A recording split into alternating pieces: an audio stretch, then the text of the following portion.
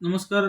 स्पर्धा परीक्षा करणाऱ्या सर्व माझ्या विद्यार्थी मित्रांनो, स्वच्छता निरीक्षक संदर्भात तुम्ही पाहताय की आपण सातत्यपूर्णपणे तुम्हाला जे आहे ते व्हिडिओ उपलब्ध करून देत आहोत आणि एकदा स्टार्ट केल्यानंतर तुम्हाला सविस्तरपणे जे आहे ते अभ्यासाच्या संदर्भात माहिती देत आहोत.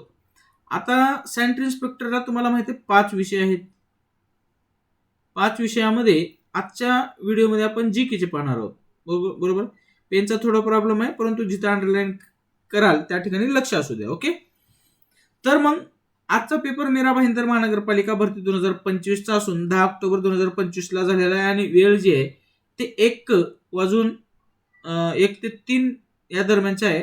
आणि तुम्हाला एक सांगतो, महाराष्ट्रामध्ये 10 ते 12 हजारच्या वर जे आहेत ते एसआय झालेले विद्यार्थी नाहीत. मग याचा अर्थ तुम्हाला वेगळी शिफ्ट होईल का परीक्षेची? अजिबात होणार नाही.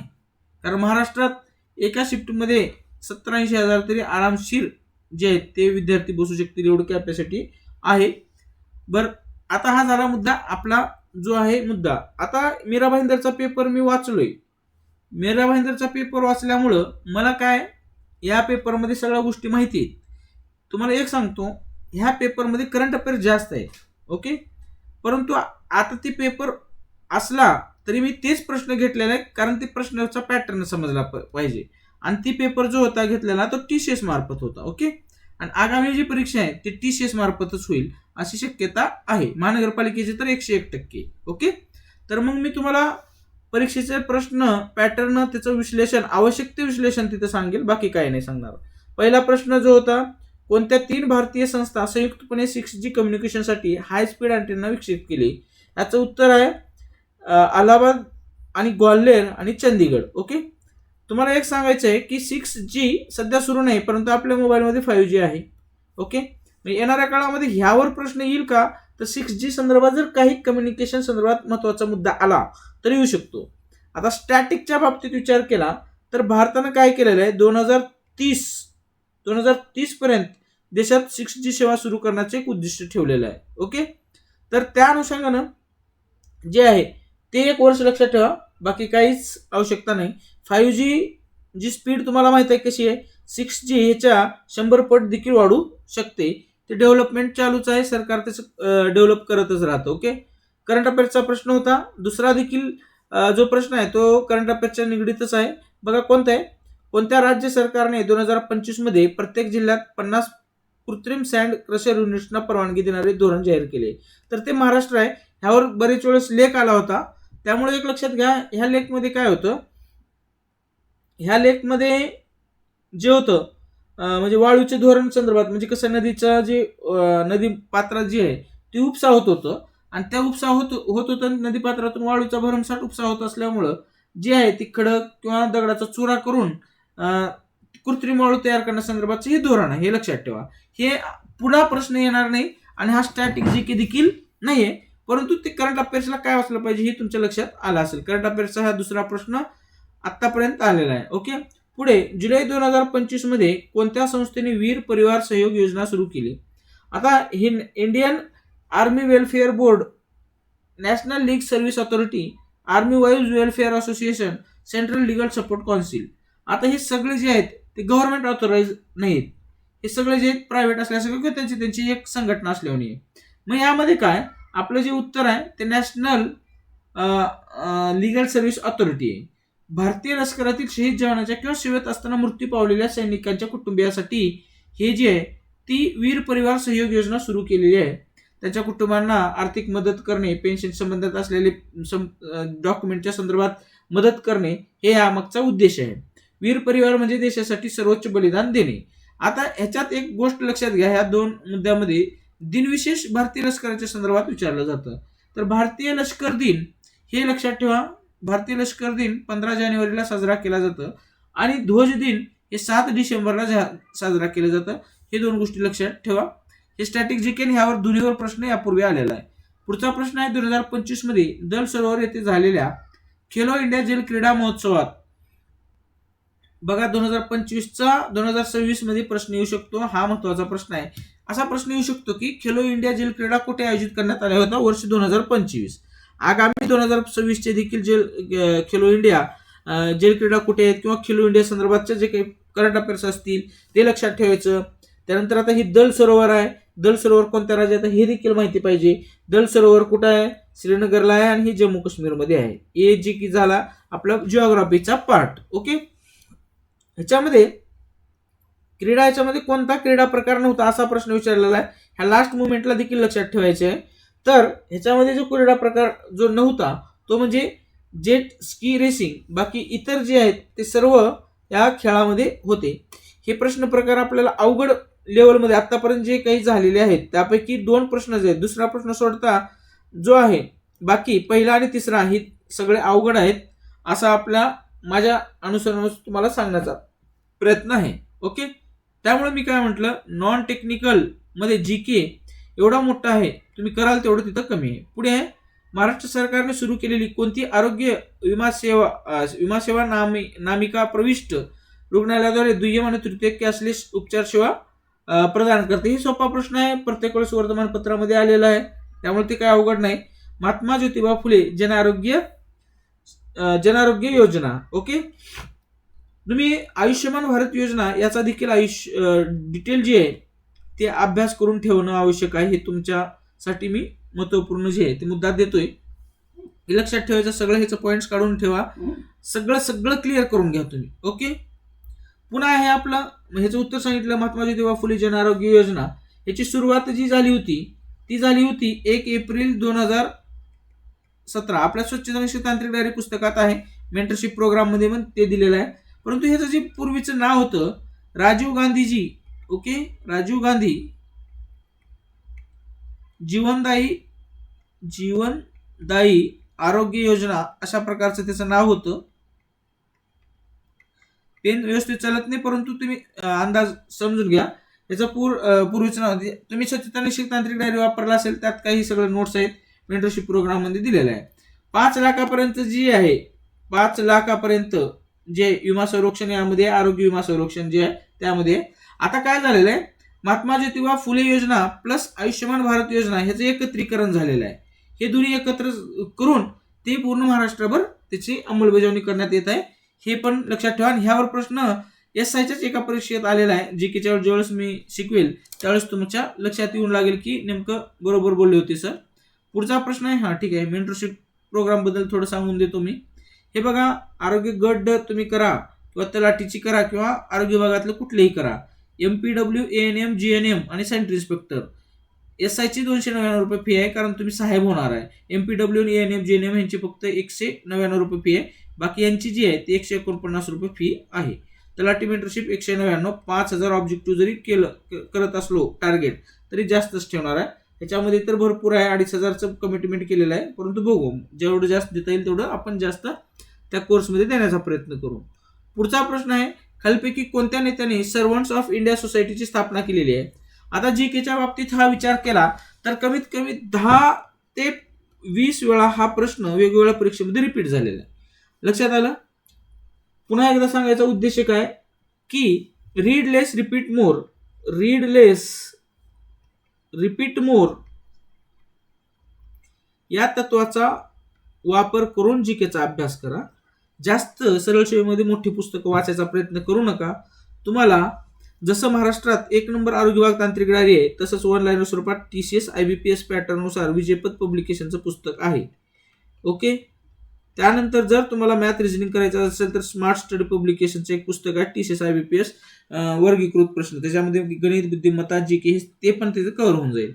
आता ही वन लायनर मध्ये 20,000 ते 25,000 तरी वन लायनर प्रश्न होऊन जातील तुमचं, आणि त्या पुस्तकामध्ये हे प्रश्न आहे. ओके, आता खालीलपैकी कोणत्या नेत्याने सर्वंट्स ऑफ इंडिया सोसायटीची स्थापना केली असा हा प्रश्न आहे.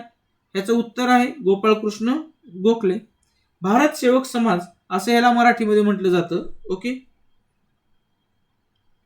ह्याची स्थापना जी आहे ती 12 जून 1905 या साली झालेली आहे. पुणे येथे याची स्थापना झालेली आहे. देशासाठी आपले जीवन समर्पित करणारे तरुण जे कार्यकर्ते आहेत ते या निर्माण करणे या संस्थेचं मुख्य ध्येय होतं. ओके, आता गोपाळकृष्ण गोखले हे कोणाचे गुरु होते असा देखील प्रश्न आहे. महात्मा गांधीजी. बरं, आता गोपाळकृष्ण गोखले यांचे गुरु कोण? महादेव गोविंद रानडे. रानडे, महादेव गोविंद रानडे.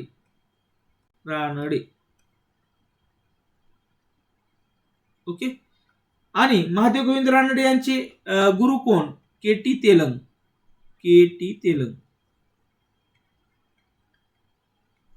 ठीक आहे, ऐकून घ्या. एवढं क्लिअर कट झालं असेल अशी अपेक्षा करतो. गोपाळकृष्ण गोखले हे महात्मा गांधींचे गुरु होते आणि त्यांच्यावरती प्रश्न आलेला आहे. सर्वंट्स ऑफ इंडिया अर्थात भारत सेवक समाज याच्यावरती देखील 10 ते 20 वेळेस प्रश्न आलेला आहे. समाज सुधारक या घटकावरती हे प्रश्न आहे. प्रॉपर अनालिसिस करून तुम्हाला ह्या सगळ्या प्रश्नपत्रिकेचं अनालिसिस ते आपल्या मेंटरशिप प्रोग्राम मध्ये उपलब्ध होऊन जाईल. अभ्यासाची दिशा काय असावी, पेपर अनालिसिस काय असावं, हे फोल्डर तुम्हाला तिथं दिसून येईल. ओके, पुढे आहे. हा प्रश्न देखील रिपीट आहे बरं का. हा प्रश्न देखील रिपीट आहे वाचल्यास, कारण मी वाचून तुमच्याजवळ तयारी करूनच इथं आलेला आहे. 1909 मध्ये कलेक्टर जॅक्सनच्या हत्येसाठी नाशिकमधील कोणता क्रांतिकारक गट जबाबदार आहे? तर कोणता क्रांतिकारक गट जबाबदार आहे? तर याचं उत्तर आहे अभिनव भारत सोसायटी. हे क्रांतिकारक गट जे आहे ते जबाबदार आहे. जॅक्सनचा हत्या कोणी केली? तर अनंत काणेरे. ओके, अनंत काणेरे.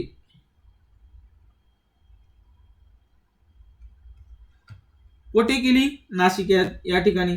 कोणतं थिएटर होतं? विजयानंद थिएटर. आता ही जे 5 मुद्दे म्हणले त्यावर प्रश्न आलेला आहे, म्हणजे तुमचे 5-6 प्रश्न झाले. ओके, समजलं?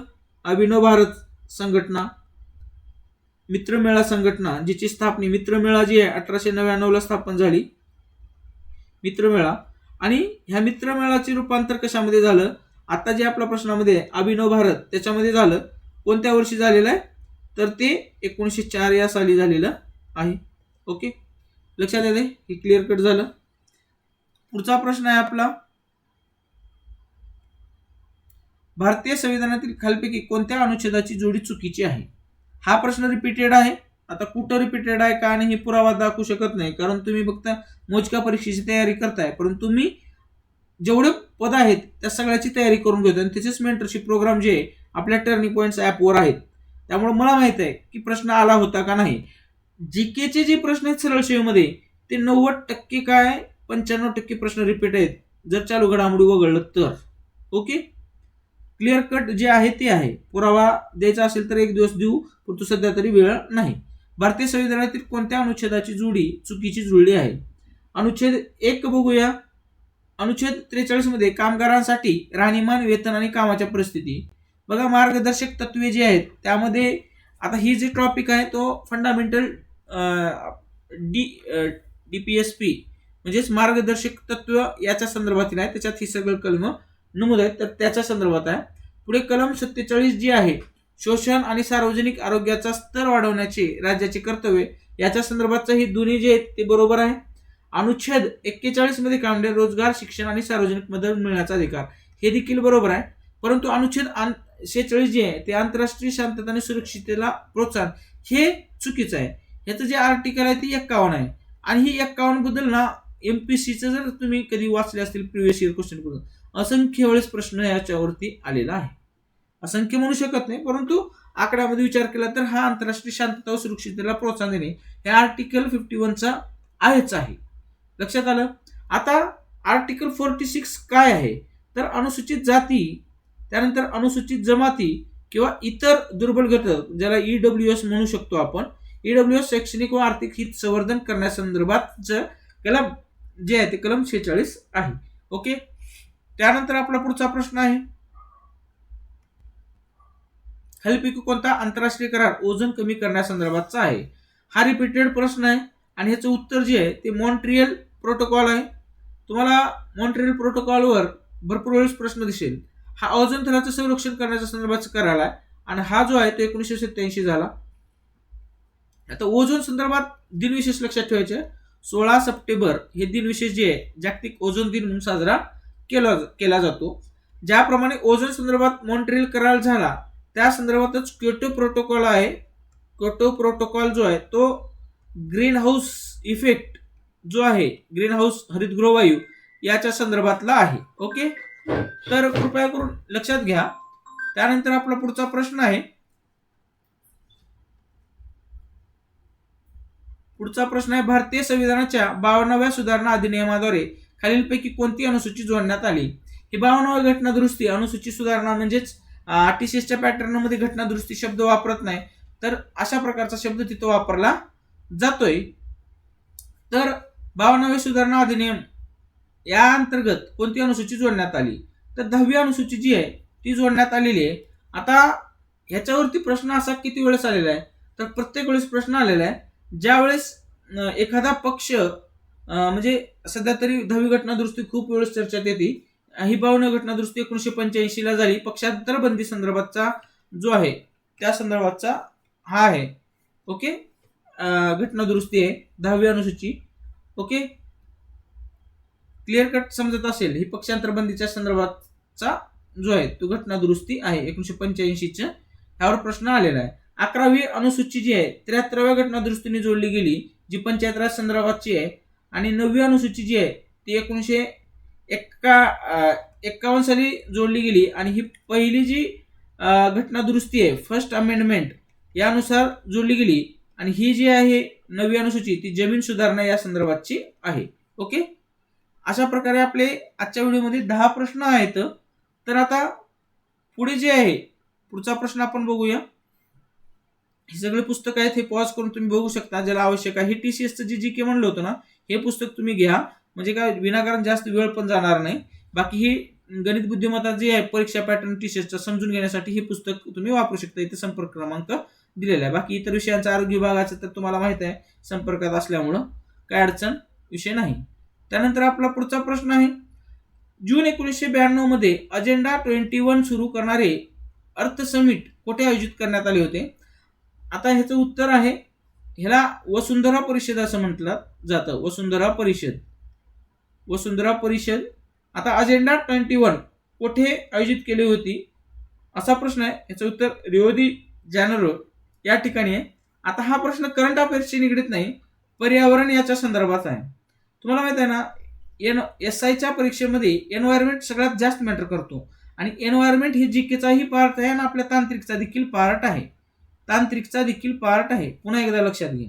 आणि रिओ दी जानेरो बद्दल तुम्ही एक्स्ट्रा माहिती तुमच्या ह्याच्यामध्ये लिहून ठेवणं गरजेचं आहे. शाश्वत विकास ह्याला वसुंधरा परिषद असेही म्हणतात. लक्षात घ्या, वसुंधरा परिषद असेही म्हणतात. ओके, हा जीकेचा प्रश्न जरी असला तर ह्याला तुम्ही तांत्रिकमध्ये कन्सिडर करू शकता. स्वच्छता निरीक्षक परीक्षेमध्ये एन्व्हायरमेंटवर भरपूर प्रश्न हे जे आहेत ते विचारण्यात आलेले आहेत. पुढे महाराष्ट्रातील कोणता विमानतळ प्रकल्प हा भारतातील सर्वात मोठा ग्रीनफील्ड विमानतळ म्हणून विकसित करण्यात येणार आहे? तर नवी मुंबई आंतरराष्ट्रीय विमानतळ.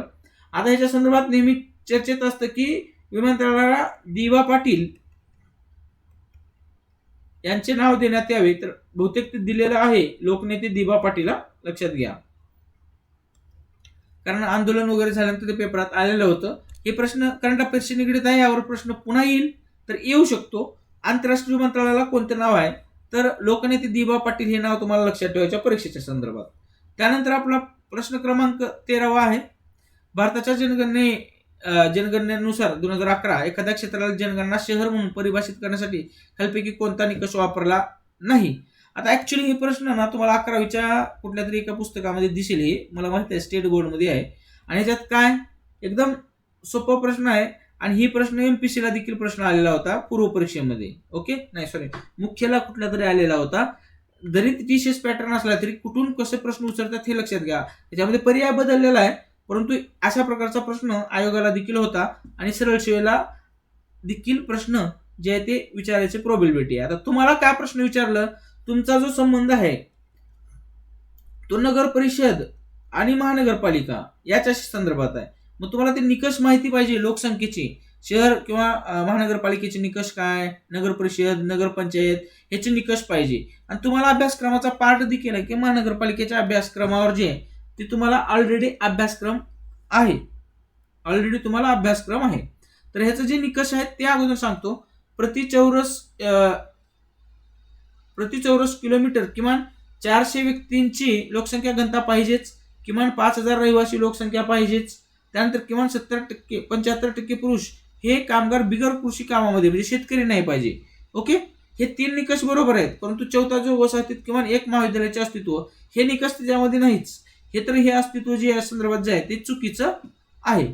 त्यानंतरचा आपला पुढचा प्रश्न आहे, राणी की वाव माझ्या मते वाव एका पायऱ्यांची विहीर जिची नोंद युनेस्कोच्या माझ्या मते नाव असेल हे, ठीक आहे. राणी की नाव एक पायऱ्यांची विहीर जिची नोंद युनेस्कोच्या जागतिक वारसा स्थळांच्या यादीत केली गेली खालीपैकी कोणत्या भारतीय राज्यात आहे? हा, ज्यावेळेस युनेस्को शहर म्हणून डिक्लेअर केलं जातं ते स्थळ जे आहे स्टॅटिक जीके मध्ये तुम्ही कन्सिडर करू शकता. करंट अफेअर जरी असलं तरी त्याला तुम्ही स्टॅटिक जीके मध्ये कन्सिडर करू शकता. आणि ह्याचे जे आहे राणीची विहीर, ओके, राणीची विहीर हे गुजरात या राज्यात असून पाटण जिल्ह्यात सरस्वती नदीच्या काठावर आहे. ओके, लक्षात घ्या, हे स्टॅटिक जीकेचा पार्ट आहे. आणि चलनी भारताची 100 रुपयाची नवीन जी जांभळी नोट आहे त्या नोटेच्या मागील बाजूवर राणी की वाव हे ऑलरेडी तिथं चित्र दिलेलं आहे, लक्षात घ्या. ओके, हे प्रश्न करंट अफेअर जरी असले तर स्टॅटिक जीकेचा आहे तो रिपीट होऊ शकतो. ऑगस्ट 2025 पर्यंतच्या माहितीनुसार महाराष्ट्रातील कोणत्या शहरांनी घरोघरी जाऊन कचरा गोळा करण्यासाठी संघटित कचरा वेचक सहकारी मॉडेल स्वच्छ सुरू केलेले आहे? हा प्रश्न येणाऱ्या काळामध्ये तुम्हाला SI अभ्यास करत असताना महत्वपूर्ण आहे. आता ह्याचं जे उत्तर आहे, याचं फुल फॉर्म आहे ते आहे solid waste collection and handling अशा प्रकार आहे. आणि ह्याचं उत्तर जे आहे ते पुणे महानगरपालिका आणि कचरा विकास सहकारी संस्थेचे संयुक्त मॉडेल आहे. हे पुणे मनपाचं आहे. ओके, हे लक्षात घ्या, लक्षात राहिलं पाहिजे तुमच्या की अशा प्रकारचे करंट अफेअर्स घनकचरा संदर्भात, आता जसं कचऱ्याच्या घनकचरा व्यवस्थापन वेस्ट मॅनेजमेंट संदर्भात काही केंद्र सरकारनं नवीन बदल केलेले ते देखील महत्वपूर्ण आहेत, ते देखील तुम्हाला लक्षात ठेवायचं आहे. त्यावर व्हिडिओ मी बनवलेला आहे. आता मीरा भाईंदरचा जे पेपर होता त्याच्यामध्ये तुम्हाला 40 प्रश्न तांत्रिक होते आणि बाकी जे ऑदर होते ते 15 प्रश्न होते. जीकेच्या बाबतीत हे जीकेचे प्रश्न संपले आणि तुमचा ग्रुप वाईज पेपर होता. ओके, ग्रुप वाईज पेपर होता. आपण ते 15 प्रश्न एकत्र जे आहे ते घेतलेलं आहे. ओके, 20 प्रश्न किंवा 15 प्रश्न आहेत, पूर्ण प्रश्न जीकेचे घेतलेले आहे. काय अडचण नाही, जर काही असेल तर दुसऱ्या व्हिडिओमध्ये आपण ते कव्हर करून घेऊ. चला, व्हिडिओ आवडला तर नक्की शेअर करा, सबस्क्राईब करायला विसरू नका. Thanks for watching this video.